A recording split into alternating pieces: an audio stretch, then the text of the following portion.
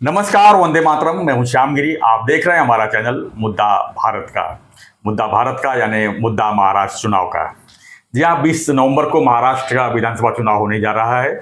उसके लिए सभी पार्टियां अपनी तैयारी में लग गई हैं। फिलहाल इस समय जो माहौल चल रहा है महाराष्ट्र में, सीट बंटवारे को लेकर चल रहा है। और सीट बंटवारे को लेकर खबर ऐसी है कि महाविकास आघाड़ी में सब कुछ ठीक नहीं चल रहा है। खासकर शिवसेना, उबाठा और कांग्रेस में तो इतने मतभेद हो रहे हैं कि कहीं ना ऐसा तो नहीं लग रहा है कि तीनों पार्टियां बिखर न जाए। ऐसी भी हालत बनती हुई नजर आ रही है। संजय राउत और नाना पटोले का इसमें सीट युद्ध इस तरह चल रहा है कि संजय राउत ने साफ साफ कह दिया है कि नाना पटोले अगर सीट बंटवारे में रहेंगे तो मैं उसमें भाग नहीं लूंगा।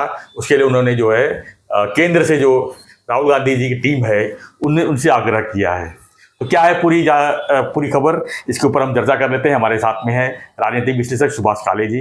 हम इसे जानने की कोशिश करेंगे कि संजय राउत को एक तरह से देखा जाए तो शिवसेना का विलन माने जाते हैं। उनके ऊपर आरोप लगा है कि उन्होंने शिवसेना तोड़ने का काम किया है और बचा खुचा शिवसेना भी तोड़ देंगे, ऐसा लग रहा है। ऐसी खबर चर्चाएं जोरों में चल रही है। सर, एक बार फिर स्वागत है आपका।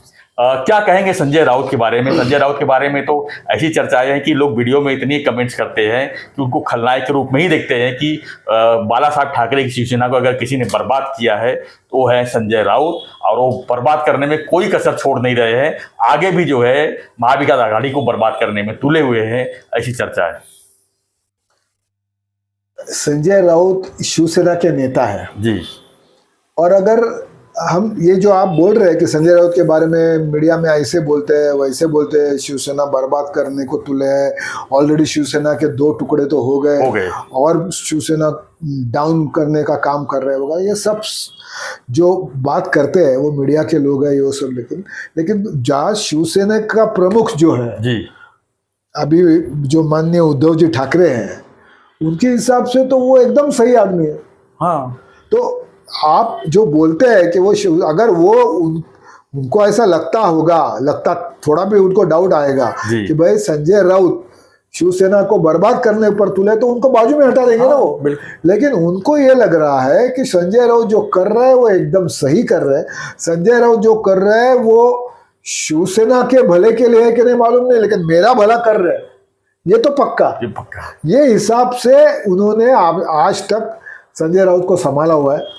आज उद्धव ठाकरे से भी मतलब कल का आपने टीवी पे भी देखा होगा कि नाना पटोले ने बोल दिया कि भाई ये ऐसा क्यों बोलता है, और अगर उद्धव ठाकरे जी का इनके ऊपर कंट्रोल नहीं है तो उनकी आपस की बात है, यहाँ तक कल उन्होंने बोल दिया। तो इसका मतलब ये होता है कि या तो जो संजय राउत बोलते हैं तो वो उद्धव ठाकरे को सब मंजूर रहता है, उसमें कोई यानी संजय राउत बोल रहे हैं वो उद्धव ठाकरे बोल रहे हैं, उनके मन की बात वो बोलते हैं क्योंकि उद्धव ठाकरे खुद बोलना नहीं चाहते। इसका मतलब तो एक ही हो गया ना कि जो संजय राउत है वो उद्धव ठाकरे के पीआरओ है और उनका पूरा क्या प्रवक्ता है, और उस हिसाब से वो सब बोलते हैं, उस हिसाब से कमेंट करते हैं, उस हिसाब से अभी उनका जो बर्ताव है, उनका जो उद्धव ठाकरे के लिए जो काम करते हैं उससे शिवसेना अगर डैमेज होती है तो उनको क्या लेना देना है। शिवसेना डैमेज होते होने दो, उनको इतना ही देखना है कि मैं उद्धव के गुड बुक्स में रहूंगा, मैं उद्धव जी को चीफ मिनिस्टर बनाने की कोशिश कर रहा हूं ऐसा दिखाऊंगा, मैं शिवसेना को ज़्यादा से ज़्यादा सीट मिले ऐसी कोशिश करूंगा ताकि उद्धव ठाकरे खुश हो जाए। ये हिसाब से वो काम कर रहे हैं। तो उनको शिवसेना से कोई लेना देना है ही नहीं। उनको लेना देना है तो वो सिर्फ उद्धव ठाकरे से है, और उद्धव ठाकरे उनके ऊपर खुश है। लेकिन सर, सहयोगी पार्टी किस लिए होते हैं? सहयोगी पार्टियों को लेके चलना होता है। कोई भी एक चीज़ है तो उसमें बंटवारा तो बराबर ही होता है। अब सीट बंटवारे को लेकर जिस तरह से मुंबई में अभी वो चाहते हैं कि कांग्रेस को मतलब सीट ही न मिले, वहाँ पर शरद पवार जी को सीट ही न मिले, और जो भी सीट मिले क्योंकि बीएमसी शिवसेना का 25 साल से देख रही है, तो मतलब बीएमसी के हिसाब से वो चल रहे हैं कि शिवसेना का बोलबाला जो है मुंबई में है तो मुंबई के सभी सीटें उनको मिले। तो इस तरह से तो नहीं होता है ना सर। बराबर है ना, इसलिए मैंने कहा आपको यही कहा कि देखो नाना पटोले महाराष्ट्र के कांग्रेस के अध्यक्ष हैं। बिल्कुल। और उनके बारे में अगर संजय राउत बोलते हैं कि महाराष्ट्र का नेतृत्व में कुछ दम नहीं है, उनको कुछ निर्णय करने की क्षमता नहीं है, उनको चर्चा करने की अक्ल नहीं है, ऐसा अगर बोलते हैं तो वो गलत ही है जी। भाई। तुम किसी एक नेशनल कांग्रेस नेशनल पार्टी है, उसके अध्यक्ष महाराष्ट्र के नाना पटोले, और उनके बारे में अगर कोई ऐसा बोलेगा तो वो गलत ही है। और इसलिए नाना पटोले ने बोल दिया कि भाई ये ऐसा क्या बड़बड़ करता है, ये गलत है। और जो अभी देखो सीट के बारे में खींचातानी जैसे महाविकास आघाड़ी में है वैसे महायुति में भी है। बिल्कुल है। कुछ सीट शिवसेना एकनाथ शिंदे को चाहिए तो कुछ सीट बीजेपी को चाहिए, और कुछ सीट के भी मैंने जब आपने पहले वीडियो बनाया था उसी वक्त मैंने बोला था कि सब हो जाता है, 25 सीट के ऊपर गाड़ी अड़कती है, और वैसे ही हुआ है। दोनों तरफ 25 के सीट्स के ऊपर गाड़ी रखी हुई है, और ये उनको आज नहीं तो कल फैसला करना पड़ेगा।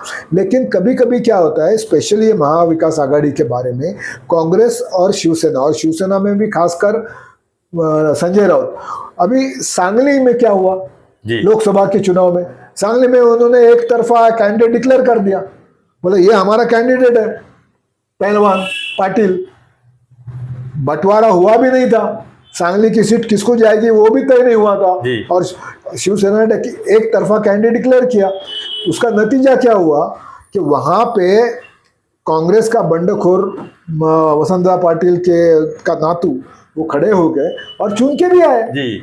आज कांग्रेस लोकसभा में कांग्रेस ने 13 खासदार और ये 14वां, इतने लोग खासदार चुन के लाए, और उनको आप बोल रहे हो उनको अक्ल नहीं है, उनको तमीज नहीं है, उनको कुछ पावर नहीं है, ये बोलने की।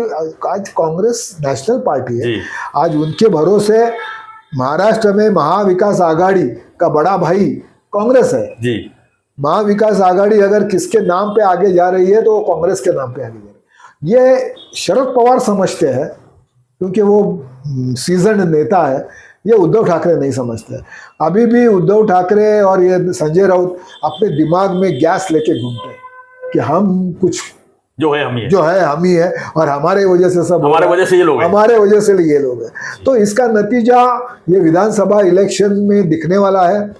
कांग्रेस और इनकी बनने वाली नहीं है, सीट बंटवारा तो होके रहेगा क्योंकि उनको चारा नहीं है, अगर लड़ना है तो साथ में। लेकिन उसका ये जो खिटपिट है, इसका नतीजा ये होगा कि दोनों तरफ से बंडखोर भी खड़े रहेंगे, बिल्कुल अपक्ष खड़े हो जाएंगे, दोनों तरफ से एक दूसरे के सीट गिराने की कोशिश भी होगी, और इसकी वजह से ये सब सत्यानाश होने वाला। उससे अच्छा ये रहता है कि भाई अलग अलग लड़ो जी, और बाद में सत्ता के लिए साथ में आ जाओ, बिल्कुल ये सिंपल फॉर्मूला है। लेकिन क्या होता है कि अकेले लड़ने का दम आज महाराष्ट्र में अगर हम देखने को जाए तो मेरे हिसाब से अकेले लड़ने का दम सिर्फ 2 पार्टी में है, एक है बीजेपी और दूसरा है कांग्रेस, दोनों नेशनल पार्टी में जी। लेकिन उनको ये अपने सहयोगियों को साथ लेके चलना मजबूरी है और उनको लेना पड़ रहा है, मजबूरी का फायदा उठा। और वो मजबूरी अगर राउत जैसा अगर कोई मजबूरी का फायदा उठाएगा तो कहीं ना कहीं तो खिटपिट तो होने ही वाली है, और उस हिसाब से उसका नुकसान कांग्रेस का नहीं होने वाला है, नुकसान उबाठा का होने वाला है। तो कांग्रेस तो अपने बलबूते पे अपनी ताकत पे चुन के आने वाली है। आज लोकसभा में जो भी सीट्स जी उद्धव ठाकरे की शिवसेना को मिली है उसमें क्या बोलते हैं, सबसे ज्यादा अगर श्रेय किसको देना है तो वो कांग्रेस को देना पड़ेगा। अगर कांग्रेस अगर उनके साथ नहीं होती तो उनकी एक भी सीट नहीं आती जी, बिल्कुल। ये उनको समझ में नहीं आ रहा है कि आज अगर विधानसभा में कांग्रेस अलग हो जाती है और शिवसेना उबाठा अलग हो जाती है तो उबाठा के सिंगल डिजिट भी आना मुश्किल हो जाएंगे, 10 के ऊपर नहीं जाएंगे वो। लेकिन उनका बॉडी लैंग्वेज, संजय राउत का, उनके बोलने का ढंग, उनका एग्रेसिवनेस, ये सब डेफिनेटली एक हद तक बर्दाश्त करेगी कांग्रेस, बाद में बर्दाश्त नहीं करेगी। और ये खिटपिट तो अब समझो इलेक्शन के बाद समझो महाविकास आघाड़ी को अच्छे सीट्स नहीं मिली, सरकार महायुति की आ गई जी, तो ये तो उबाठा को झटकने ही वाले हैं। आने वाली कॉरपोरेशन इलेक्शन में आप देखेंगे कि सब पार्टी अलग लड़ेगी, उबाठा,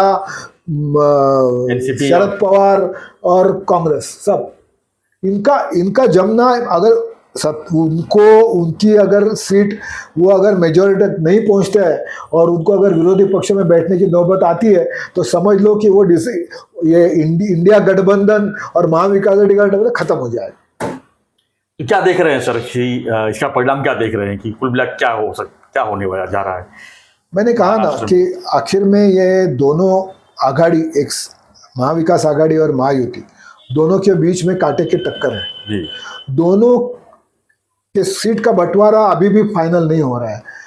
कल से 23 तारीख से फॉर्म भरने की डेट है, 29 को लास्ट डेट है, लेकिन अभी तक किसी भी पार्टी की पहली यादी भी डिक्लेयर नहीं हुई जी। और ये जब डिक्लेयर जैसे जैसे ये नाम निकलेंगे और जिसको टिकट नहीं मिलेगा वो, आज हम देख रहे हैं ना, आज उबाठा वाला वहां जा रहा है, बीजेपी वाला उबाठा में जा रहा है, कल राष्ट्रवादी वाला शरद पवार के पास जा रहा है, अजित पवार का। जिनको टिकट नहीं मिलता उनको मालूम है यहाँ नहीं तो वहाँ नहीं तो वहाँ, सारे रास्ते खुले, कहीं ना कहीं मिल जाएगा तो उधर जम मार, नहीं मिला तो अपक्ष है, नहीं मिला तो देख लेंगे क्या करने का। लेकिन आज क्या है, आज उबाठा के पास इनकमिंग क्यों हो रहा है? क्यों? उनके पास कैंडिडेट ही नहीं है जी। जो सीट मिलेगी वहां पे अगर कोई कैंडिडेट खड़ा करना, ढंग का कैंडिडेट तो चाहिए, तो उनको अगर ढंग के कैंडिडेट अगर बाहर से आ रहे हैं, वो उस पार्टी में नहीं टिकट मिल रहा है, इधर आ रहा है, तो चलो इसको देके लॉटरी देखते, लग गई तो लग गई, नहीं लगी तो नहीं लगी, तो ये चल रहा है। और इलेक्शन डिक्लेयर होने के बाद जब सब फॉर्म बिम सब फाइनल हो जाएंगे, उसके बाद बंडखोर किसके कितने रहते हैं, कौन सी पार्टी। देखो लोकसभा में एक चीज मैं आपको बोलता हूँ, ट्रांसफर ऑफ वोट्स जी महाविकास आघाड़ी में बहुत अच्छी तरीके से हुआ। कांग्रेस, शरद पवार को राष्ट्रवादी और उबाठा, तीनों में ट्रांसफर ऑफ वोट्स काफी अच्छी तरीके से हुआ। इसके लिए उनको यश मिला है, इसके लिए जो सक्सेस हमको दिख रहा है लेकिन वो चीज विधानसभा में नहीं होने वाली। वो ट्रांसफर ऑफ वोट्स उनके बीच में होगा नहीं और उसका फटका उनको मिलने वाला है।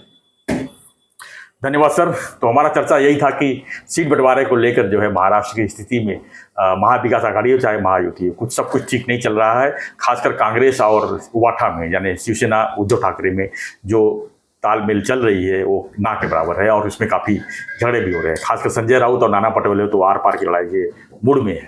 तो फ्रेंड्स, आपकी क्या प्रतिक्रिया है इस पर? और भी कुछ खबरें रहेगी तो हम जो है आप तक जरूर पहुंचाएंगे। लेकिन आपके इलाके में भी क्या क्या हो रहा है हमें कमेंट बॉक्स में या हमारे व्हाट्सएप पर जरूर भेजिए और बने रहिए हमारे साथ, देखते रहिए हमारा चैनल मुद्दा भारत का। विधानसभा से जुड़ी अंदर की जो खबरें हैं मैं आप तक जरूर पहुँचाऊँगा। उसके लिए वीडियो को लाइक, शेयर और सब्सक्राइब जरूर करें।